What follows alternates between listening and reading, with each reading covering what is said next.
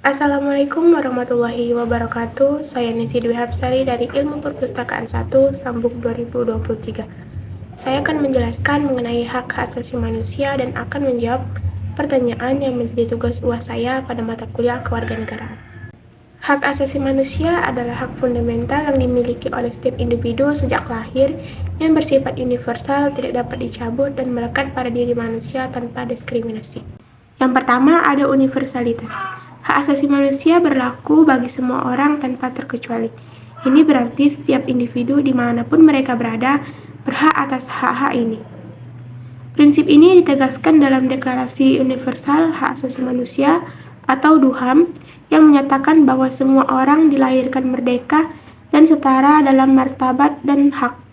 Yang kedua ada non-diskriminasi. Hak asasi manusia harus dihormati dan dilindungi tanpa memandang perbedaan apapun, baik itu berdasarkan ras, warna kulit, jenis kelamin, bahasa, agama, pandangan politik, asal-usul kebangsaan atau sosial, properti, kelahiran, atau status lainnya. Diskriminasi terhadap hak ini dianggap sebagai pelanggaran hak asasi manusia. Yang ketiga, tidak dapat dicabut. Hak asasi manusia tidak dapat dicabut oleh siapapun, termasuk oleh negara. Mereka adalah hak yang melekat pada setiap individu sejak lahir, dan tidak dapat dihilangkan atau dikurangi oleh otoritas manapun. Hak-hak ini bersifat tetap dan abadi. Yang keempat ada keterkaitan dan ketergantungan. Semua hak asasi manusia saling terkaitan dan saling bergantung satu sama lain. Pelanggaran terhadap suatu hak dapat mempengaruhi pelaksanaan hak-hak lainnya. Misalnya, pelanggaran hak atas kesehatan dapat berdampak pada hak atas kehidupan yang layak. Kategori hak asasi manusia. Hak asasi manusia dapat dibagi menjadi beberapa kategori utama. Yang pertama, hak sipil dan politik. Hak untuk hidup, hak untuk tidak dibunuh secara sewenang-wenang. Kebebasan dari penyiksaan, hak untuk tidak disiksa atau diperlakukan secara kejam, tidak manusiawi atau merendahkan martabat. Hak atas kebebasan dan keamanan pribadi, hak untuk tidak ditahan atau dipenjara secara sewenang-wenang. Selanjutnya ada kebebasan berpendapat dan berekspresi. Hak ini untuk menyatakan pendapat tanpa takut dan pembalasan. Yang selanjutnya ada kebebasan beragama dan berkeyakinan. Hak untuk memeluk agama atau mempercaya dan menjalankan ibadah sesuai keyakinan masing-masing. Hak untuk berpartisipasi dalam pemerintahan. Hak untuk ikut serta dalam pemerintahan, baik secara langsung maupun melalui wakil-wakil yang dipilih secara bebas. Yang kedua, hak ekonomi, sosial, dan budaya. Hak atas pekerjaan. Hak untuk bekerja, memilih pekerjaan, dan mendapatkan kondisi kerja yang adil dan menguntungkan. Selanjutnya ada hak atas pendidikan. Hak untuk mendapatkan pendidikan termasuk pendidikan dasar yang gratis dan wajib. Hak atas kesehatan. Hak untuk melindungi standar tertinggi kesehatan fisik dan mental yang dapat dicapai. Selanjutnya ada hak atas tempat tinggal yang layak. Hak untuk mendapatkan tempat tinggal yang aman, layak, dan terjangkau. Hak atas standar hidup yang layak. Hak untuk memiliki standar hidup yang layak bagi kesehatan dan kesejahteraan diri dan keluarga, termasuk makanan, pakaian, dan perumahan. Hak untuk berpartisipasi dalam kehidupan budaya. Hak untuk ikut serta dalam kehidupan budaya, menikmati manfaat kemajuan ilmu pengetahuan, dan memperoleh perlindungan atas kepentingan moral dan material yang timbul dari karya ilmiah, kesusastraan, atau kesenian yang dihasilkan. Perlindungan dan penegakan hak asasi manusia. Yang pertama ada dokumentasi internasional. Deklarasi Universal Hak Asasi Manusia atau DUHAM adalah dokumen penting yang diadopsi oleh Majelis Umum Perserikatan Bangsa-Bangsa atau PBB pada tahun 1948 yang menjadi landasan bagi perlindungan hak asasi manusia di seluruh dunia.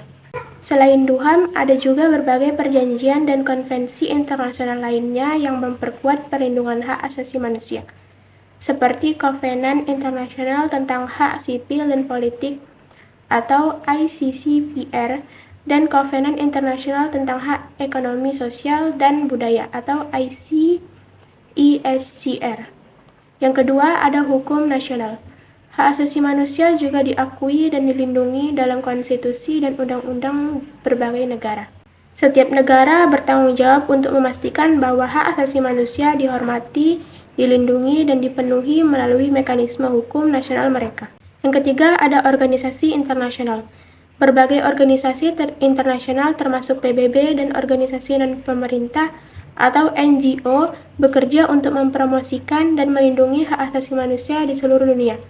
Mereka menyediakan platform untuk mengadvokasi hak-hak ini dan mengawasi pelanggaran hak asasi manusia.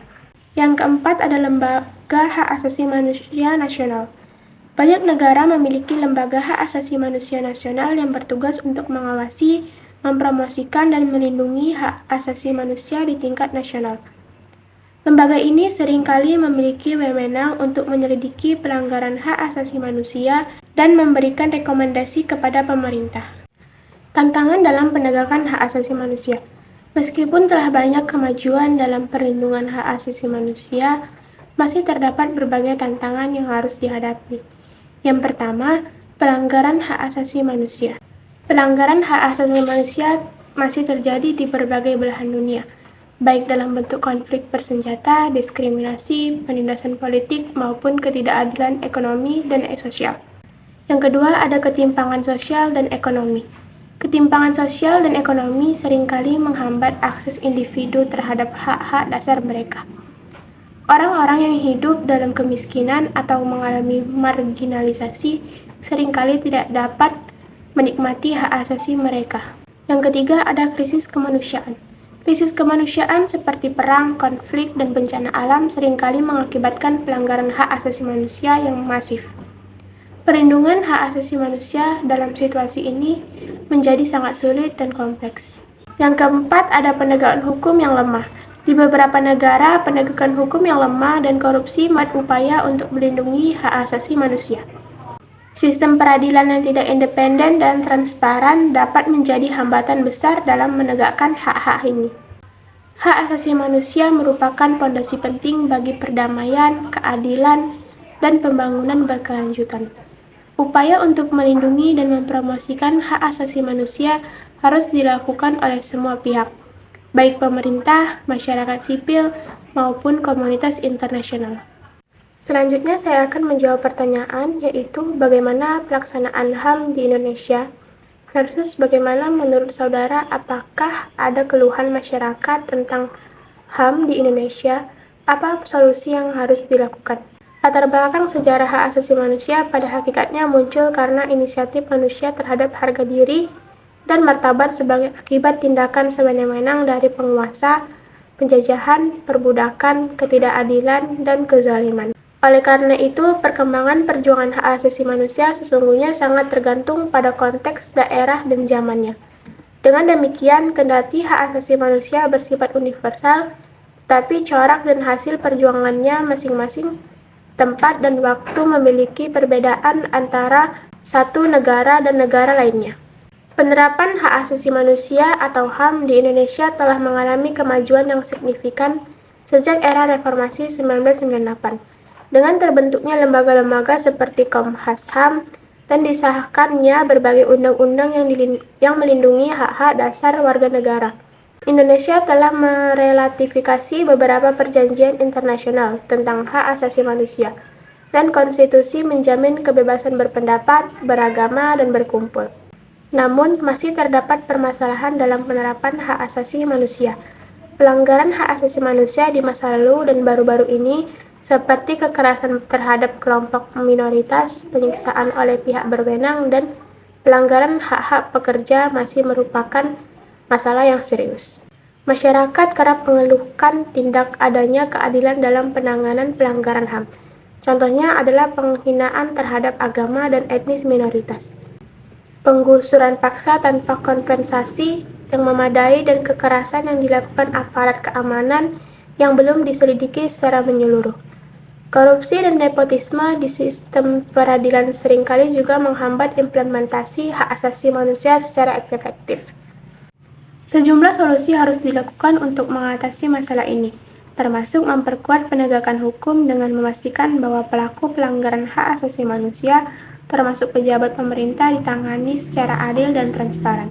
memperkuat kapasitas dan independensi lembaga hak asasi manusia seperti Komnas HAM, memberikan pelatihan hak asasi manusia kepada aparat keamanan dan masyarakat untuk meningkatkan kesadaran dan pemahaman akan pentingnya menghormati hak asasi manusia, dan memperkuat mekanisme pengaduan dan perlindungan bagi korban pelanggaran hak asasi manusia untuk memastikan keadilan dan kompensasi yang memadai bagi mereka. Melalui tindakan tersebut, diharapkan penerapan hak asasi manusia di Indonesia menjadi lebih baik dan setara sehingga menjamin hak-hak dasar setiap orang tanpa diskriminasi.